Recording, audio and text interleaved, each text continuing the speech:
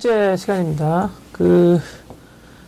계속 똑같은 말씀을 드리지만 여기 뭐 체크 안 되어 있거나 혹은 하얀색으로 되어 있는 것은 현재 토플에는 문법 이 출제되지 않기 때문입니다. 문법 섹션이 없기 때문에. 그렇지만 내용을 이해하기 위해서 정확하게 문장의 흐름을 판단하기 위해서 내용 이해할 때 속도를 내기 위해서 어쩔 수 없이 알아야 되는 거죠. 그래서 결국은 모든 시험에 도움이 되고, 그리고 말을 하거나 글을 쓸 때는 당연히 도움이 된다. 그게 목적이니까 사실은요. 그러니까 말을 하거나 글을 쓰거나 이해를 하는 데 도움이 되는데 문법에도 도움이 된다. 시험에 도움이 된다. 뭐 그런 얘기죠. 그런 취지에서 하고 있습니다. 문법을요. 자, 전체 7번째 시간. 몇 번 할지 모릅니다, 진짜는. 자, 그러면 여기서 지금 다루고 있는 전치사가 뭔지는 금방 아시겠죠? at하고 그 다음에 with를 다루고 있습니다. at하고 with. 그러니까 she was surprised at the sight. She was surprised at the sight. 그 다음에 she was surprised with him. 이렇게요. 자, at하고 with의 차이가 뭐냐를 알기 전에 일단 조심하실 건 뭐냐면 놀라다라는 말을 외워야 됩니다. 이렇게 be surprised at, be surprised with 이렇게 외워야 돼요. 놀라다 be surprised at, be surprised with 이렇게. 왜냐면 surprise는요 놀라다가 아니고, 얘는 놀라다가 아니고 놀라게 하다입니다. 뭐 나중에 다른 부분에서 다시 한번 하겠지만 사람의 감정 상태를 나타내는 단어들은 사람의 감정 상태, 뭐 놀람이라든지 기쁘다든지 그 다음에 실망스럽다든지 충격받았다든지 만족하다든지 이런 사람의 감정 상태를 나타내는 동사들은 기본적으로 100% 사동사입니다.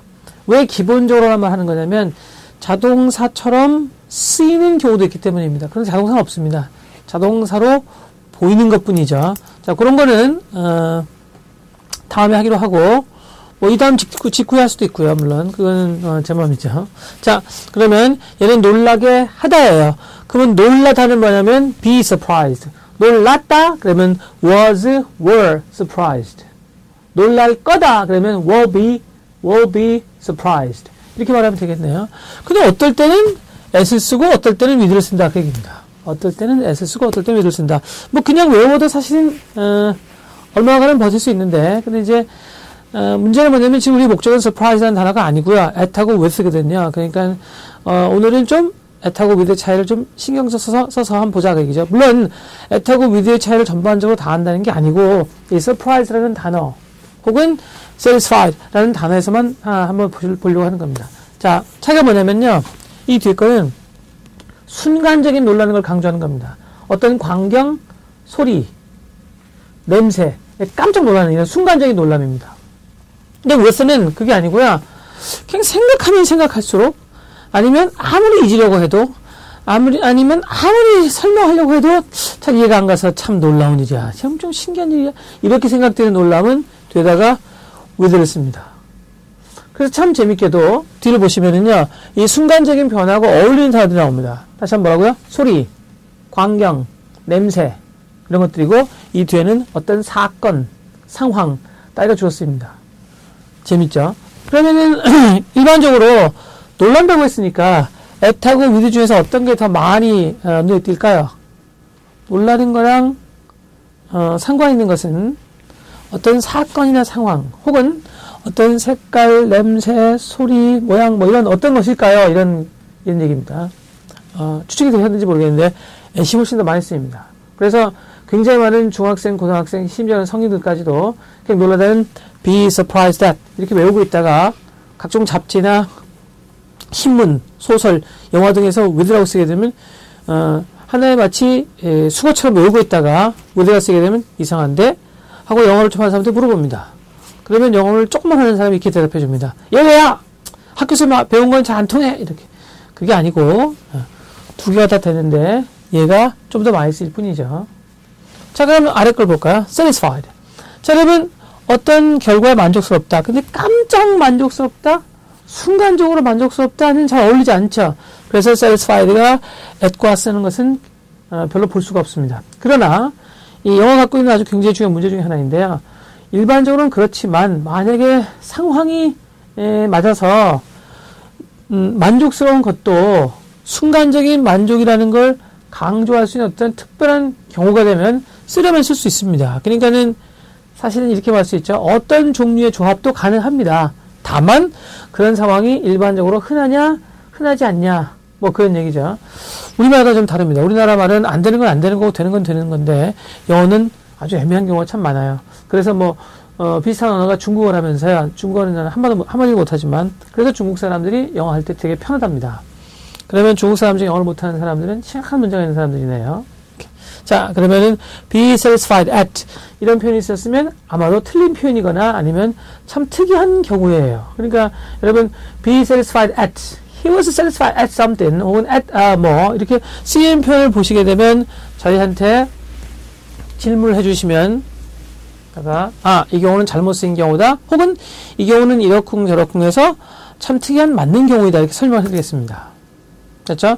오늘 at하고 with를 다 하는 게 아니고 사람의 감정과 상관된 동사의 수동형에 쓰이고 있는 at하고 with만 하는 겁니다. 그래서 좀 평소 공부할 때 좀 이상했다, 특이하다, 왜 학교에서 배운 게 잘 적용되지 않을까라고 의심스러운 부분에 대해서 좀 도움이 되고자 하는 거죠. 일반화해서 말씀드리면은 학교에서 배운 게 잘못된 거나 혹은 예외가 있는 경우보다는요, 제대로 잘 알고 있지 못해서 어떻게 적용되는지를 잘 몰라서 헷갈리는 경우가 훨씬 더 많습니다. 자, by, 이것도 마찬가지입니다. 여러분, 사람의 감정과 관련된 수동태에서는 by를 쓰지 못한다. 이렇게 배운 사람이 굉장히 많을 겁니다. 저도 상대방이 너무나 어리거나 아니면 영어를 너무나 못하거나 아니면 시간이 너무나 없을 때는 그렇게 말하는 경우도 있습니다. 사실은요. 좀 슬프지만. 사실 실제로는 쓰입니다.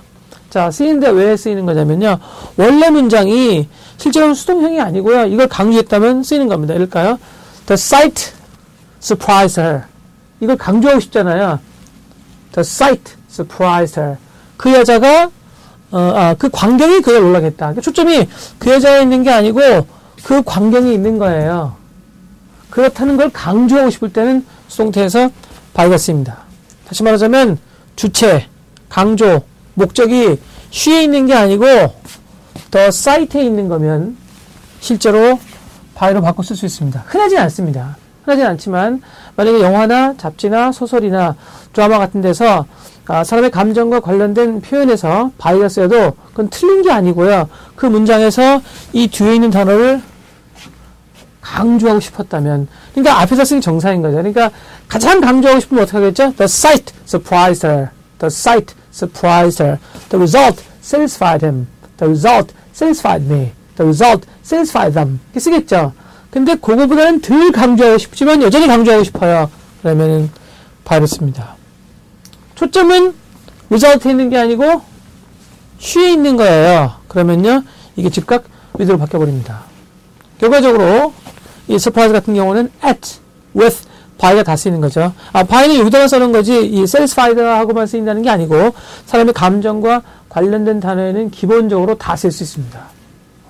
기본적으로 그럴 필요가 있다고 판단되면 쓰일 수 있습니다. 그러니까 그렇게 쓰였을 때 고등학교 때 배우신 be surprised at 이 잘못된 게 아니고 그것의 실제 쓰임새를 정확하게 제대로 다 배우지 않은 것 뿐이죠. 뭐 몰라서 그랬을 수도 있겠지만 사실은 필요가 없거나 도리어 혼동을 막기 위해서 그랬을 가능성이 높습니다.